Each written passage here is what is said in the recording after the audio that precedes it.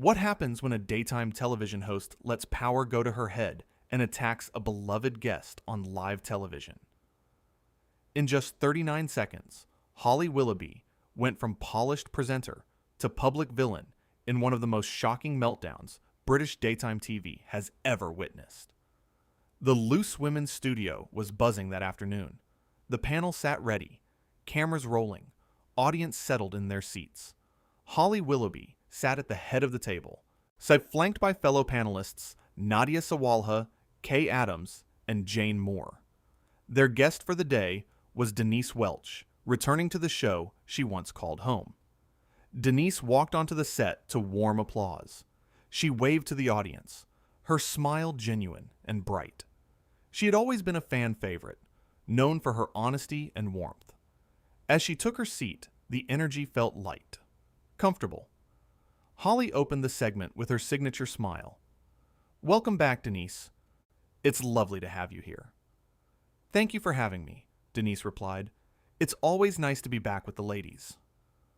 The conversation started innocently enough. They discussed Denise's recent projects, her family, the usual pleasant chatter that fills daytime slots. But something was different about Holly today. Her smile seemed tighter. Her questions had an edge. "So Denise," Holly began, leaning forward slightly, "you've been quite vocal lately about mental health. Some might say you talk about it quite a lot." Nadia shifted in her seat. The comment hung in the air, awkward and pointed. Denise kept her composure. "Well, yes, I think it's important to discuss. So many people struggle in silence." "Right," Holly said, her tone clipped. "But don't you think there's such a thing as oversharing? I mean, we all have problems. We don't all need to broadcast them constantly." The audience went quiet. Kay Adams glanced at Jane Moore, eyebrows raised. Denise took a breath. "I don't see it as oversharing. I see it as helping people who might be going through similar experiences. When I've spoken about my depression, the response has been overwhelming. People tell me it helps them feel less alone." Holly laughed, but there was no humor in it. Less alone? Or just giving them permission to wallow? The words landed like a slap. Denise blinked, momentarily taken aback. Jane Moore jumped in quickly. "Holly, I think what Denise does is really brave, actually. It takes courage to be that vulnerable." "Does it, though?" Holly shot back, not even looking at Jane. Her eyes stayed fixed on Denise. "Or is it just attention-seeking dressed up as advocacy?" Denise's jaw tightened. "Attention-seeking? Holly, do you have any idea how difficult it is to talk publicly about depression, about the darkest moments of your life?" "Oh, here we go," Holly said, rolling her eyes. The dramatic speech. "I'm not being dramatic," Denise replied, her voice rising slightly. "I'm being honest. Something you clearly have a problem with." Holly leaned back in her chair, arms crossed. "I don't have a problem with honesty. I have a problem with people using their issues as a crutch, as an excuse, as a way to stay in the spotlight." Kay Adams tried to interject. "Holly, that's really not fair." "Fair?" Holly turned to Kay sharply. "What's not fair is someone coming on this show, which she left years ago, and expecting us all to bow down and praise her for talking about herself constantly." The energy in the studio shifted completely. This wasn't banter. This wasn't debate. This was an attack. Nadia Sawalha's mouth had fallen open. "Holly, you need to stop. Right now." "Why should I stop?" Holly demanded. "Because everyone's too polite to say what they're really thinking?" "No," Nadia shot back. "So, because you're being cruel, and it's unnecessary." Denise's face remained calm, but her voice carried quiet strength. "Holly, I'm not sure where this is coming from, but mental health advocacy is not attention-seeking. It's literally saving lives." "Oh, please," Holly scoffed. "Everyone's got anxiety these days. Everyone's got depression. It's become trendy, hasn't it? And you're right at the front of that trend, making a career out of it." Denise's eyes narrowed. "A career? You think I built a career on suffering? On pain? On the worst moments of my life? I think you've certainly capitalized on it, Holly said coldly. The audience audibly gasped. Several people in the front rows shook their heads in disbelief. Nadia Sawalha looked horrified. Holly, that's completely out of line. Is it? Holly turned to Nadia sharply. I'm just saying what everyone's thinking. We're all tired of the constant mental health talk. Get therapy privately like the rest of us. The rest of us? Denise's voice was steel now. So you're admitting you have your own struggles, but you judge people who talk about theirs? Holly's face flushed. I didn't say that. You absolutely did, Jane Moore interjected. You just admitted it. Holly waved a hand dismissively. Whatever. My point is that not everything needs to be shared with the world. Some things should stay private. Why? Denise challenged. So people can continue to suffer in silence? So they can feel ashamed of their mental health? So they can maintain some dignity, Holly snapped. Kay Adams tried to redirect. I think we need to take a breath here and remember we're having a conversation, not a confrontation. But Holly wasn't finished. She turned back to Denise, and her next words came out dripping with contempt. You know what your problem is, Denise. You left this show. You walked away. And now you come back whenever you need a platform, using your so-called struggles to stay relevant. It's embarrassing. The studio fell into shocked silence. Even the crew behind the cameras seemed frozen. Denise sat perfectly still for a long moment. When she spoke, her voice was measured and clear.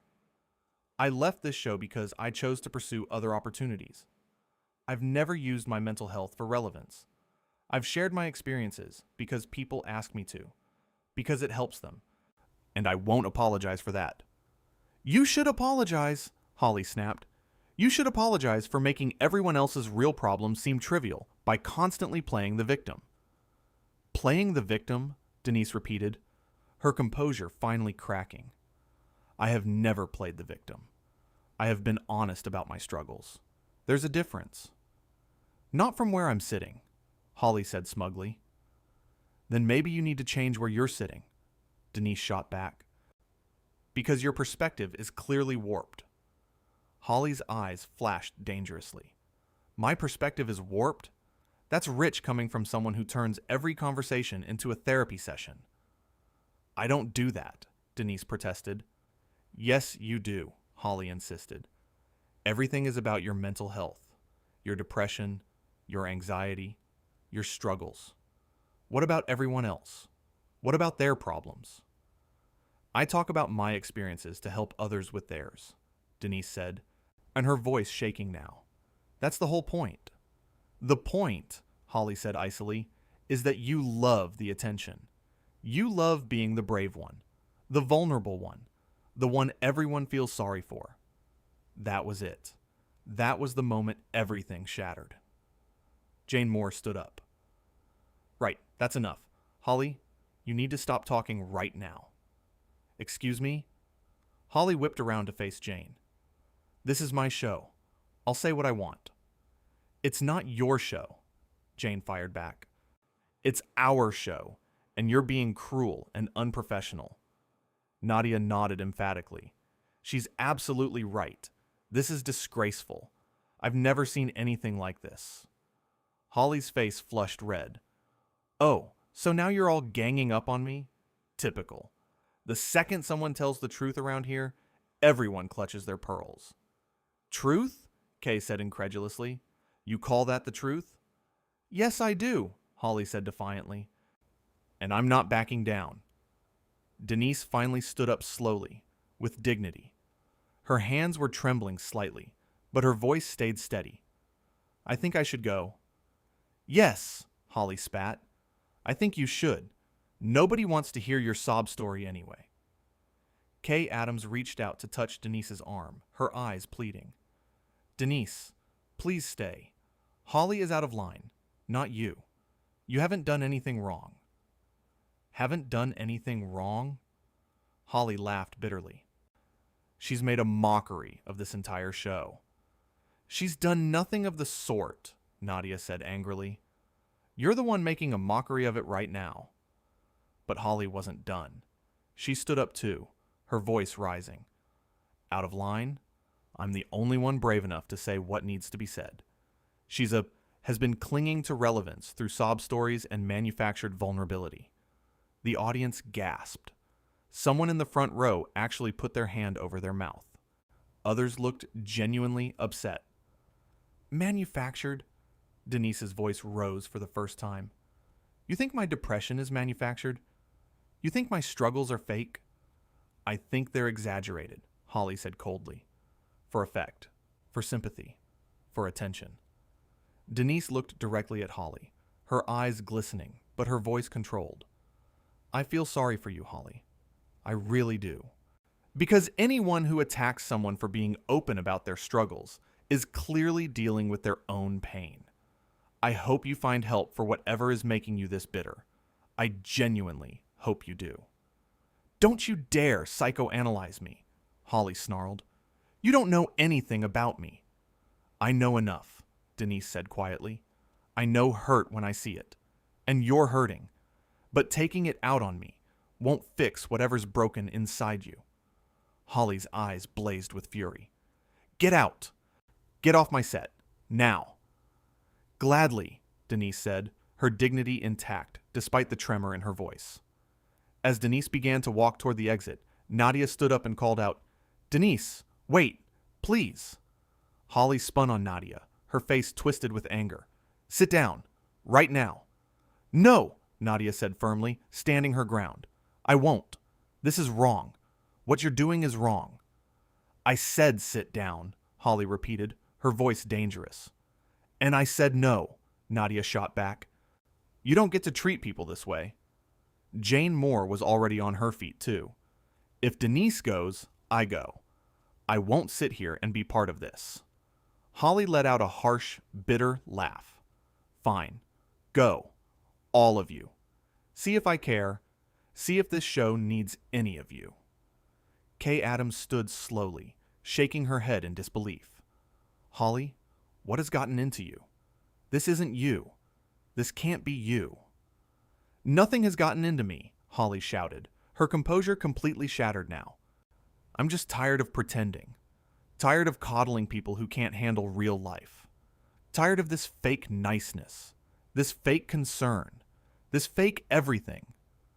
"What's fake?" Jane said coldly. "Is whatever you're doing right now." Denise had stopped walking. She turned back, and something in her expression had changed. The calm was still there, but now there was steel beneath it. "You want to know what's fake, Holly?" Denise said, her voice carrying across the studio. "Your smile, your sweetness, your entire persona. I've watched you for years, and I've always wondered when the mask would slip. Well, congratulations. Today's the day."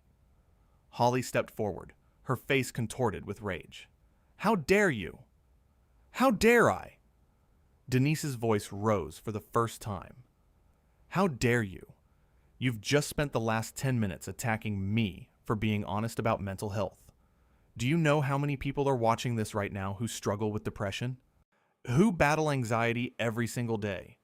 And you've just told all of them that their problems don't matter, that they're attention seekers, that they're embarrassing." "I didn't say that," Holly protested weakly. "Yes," Denise said firmly. "You did. You said exactly that." The other panelists stood in solidarity now, a united front. Jane spoke up, her voice shaking with anger. "Holly, I've worked with you for years. I've never seen this side of you, and I hope I never see it again." Nadia added, her voice thick with emotion. "What you've done today is not just attacking Denise. You've attacked every single person who has ever struggled with their mental health, including people I love, including people in this audience." Several audience members were nodding, some with tears in their eyes. Holly looked around, seeming to realize for the first time that she was completely isolated. "You're all overreacting." "No," Kay said quietly. "We're not, and you know we're not." There was a long, terrible pause. The cameras were still rolling. The audience sat in stunned silence. Holly stood alone at the table, while her co-panelists gathered protectively around Denise. Then, something extraordinary happened. Someone in the audience began to clap. Slowly at first, then others joined in. Within seconds, the entire studio audience was applauding Denise. Holly's face went pale. "But stop that," she said, but her voice barely carried over the applause. A producer rushed onto the set, speaking urgently into his headset. He approached Holly, his expression serious. They exchanged words too quiet to hear over the continuing applause. Holly shook her head violently. "No, absolutely not." The producer said something else, more firmly this time. Holly's mouth fell open. "You can't be serious." But the producer's face said he was deadly serious. Holly looked at the cameras, then at her fellow panelists, then at Denise. For just a moment, something like understanding seemed to cross her face, but it vanished quickly, replaced by defiance. "Fine," Holly said loudly over the dying applause. "If that's how it's going to be, then fine." She ripped off her microphone and threw it on the table. The sound echoed through the studio. Nadia looked shocked. "Holly, what are you doing?" "What does it look like?" Holly snapped. "I'm leaving, since apparently honesty is no longer welcome on this show." "Honesty?" Jane repeated, incredulous. "Is that what you're calling this?" Holly grabbed her bag from beneath the table. "I'm calling it exactly what it is. The truth. And if you can't handle the truth, that's your problem." Kay tried one more time. "Holly, please, just sit down. Let's talk about this." But Holly was already walking toward the exit, her heels clicking sharply against the studio floor. As she reached the edge of the set, she turned back one last time. "You'll all regret this. Every single one of you." Then she was gone, leaving a stunned silence in her wake. The producer who had spoken to Holly now addressed the remaining panelists and the audience. "Ladies and gentlemen, we're going to take a brief break. Please bear with us." As the cameras cut, the studio erupted into chaos. Audience members were talking over each other. The remaining panelists gathered around Denise, offering support and apologies. Denise sat back down, visibly shaken now that the cameras were off. Nadia put an arm around her shoulders. "I'm so sorry," Nadia said. "I have no idea what that was about." "Neither do I," Denise replied, her voice small now. "I've never seen her like that." Jane sat down on Denise's other side. "You handled that with such grace. I don't know how you stayed so calm." "Years of practice," Denise said with a weak smile. "But honestly, I'm shocked." Kay Adams shook her head, still looking toward the exit where Holly had disappeared. "We all are. That was completely unacceptable." A different producer approached the group, clipboard in hand. "Ladies, we need to decide how to proceed. We still have 20 minutes of show left." Denise looked up. "I think I should probably go. This has become too much of a distraction." "No," Nadia said firmly. "You're not going anywhere. You didn't do anything wrong." Jane agreed. "Absolutely not. If anything, we should continue the show and address what just happened. We can't just pretend it didn't occur." The producer nodded slowly. "That might actually be the best approach. Transparency. Address it head on." Denise looked uncertain. "Are you sure? I don't want to cause more problems." Kay took her hand. "Denise, you didn't cause any problems. Holly did, and we need to make that clear." After a brief discussion with the production team, they decided to continue. The cameras would roll again in 5 minutes. They would address what happened, support Denise, and try to salvage what was left of the show. As they waited, Denise asked the question on everyone's mind. "What do you think set her off? We were having a normal conversation, and then suddenly she just..." I snapped. "I don't know," Nadia admitted, "but that level of hostility doesn't come from nowhere. Something else must be going on with her." Jane nodded thoughtfully. "The things she said about mental health being trendy, about people wallowing, that's not normal Holly talk. That's someone projecting their own issues. Maybe, Denise said, but that doesn't excuse it, especially not on live television. Especially not when so many vulnerable people are watching. The makeup artist rushed over to touch up their faces before they went back on air. Denise's eyes were slightly red, but otherwise she looked composed. "Positions, please," called the floor manager. "We're back in 2 minutes." The panelists returned to their seats. Holly's empty chair sat at the head of the table, a glaring reminder of what had just transpired. Nadia looked at it. "Should we move the chairs? It looks strange with that empty spot." The producer considered. "No, leave it. It tells the story." They counted down. 5, 4, 3, 2, 1. "Welcome back," Nadia said, taking the lead. "As you can see, we've had quite a dramatic turn of events during the break." Kay jumped in. "We think it's important to address what just happened, rather than pretending everything is fine." Jane nodded. "What you witnessed was completely unacceptable. The things that were said to our guest Denise were cruel, unfounded, and frankly shocking." Denise sat quietly, letting the others speak first. Nadia continued. "We want to be absolutely clear. Mental health is not a trend. It's not attention-seeking. It's real. It's serious, and it affects millions of people. Anyone who shares their mental health journey publicly is brave," Kay added.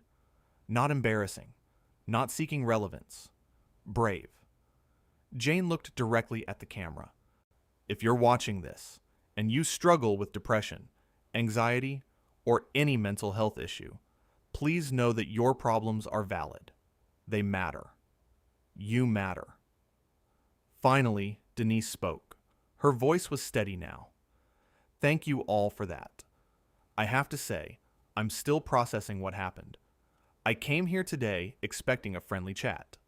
Instead, I was attacked for something I'm genuinely passionate about, which is helping others feel less alone in their struggles." The audience applauded again, supportive and warm.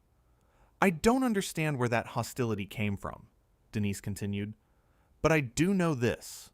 When people lash out like that, it usually says more about them than about you. So I'm choosing not to take it personally, even though it hurt." Nadia reached over and squeezed her hand. "You are incredible." "I'm just trying to do the right thing," Denise said simply. They spent the remaining minutes of the show discussing mental health resources, sharing supportive messages from viewers who had texted in during the break, and generally turning what could have been a complete disaster into something meaningful. When the show finally wrapped, Denise stood and hugged each of the remaining panelists.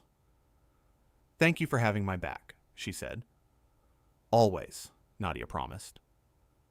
As Denise prepared to leave, a production assistant approached. "Denise, and the executive producers would like a word if you have a moment." Denise agreed and was led to a private office where 2 executives sat waiting. "First of all," the senior producer began, "we owe you a massive apology. What happened today was completely unacceptable." "We had no indication Holly was going to behave that way," the other added. "If we had known, we never would have put you in that position." Denise sat down. "I appreciate that. Can I ask what happens now?" The executives exchanged glances.